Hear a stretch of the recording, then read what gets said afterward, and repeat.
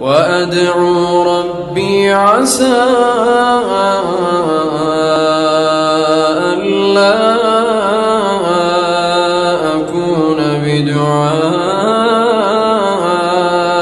ربي شقيا. فلما اعتزلهم وما يعبدون من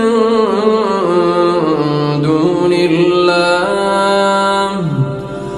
وهبنا له إسحاق ويعقوب وكلا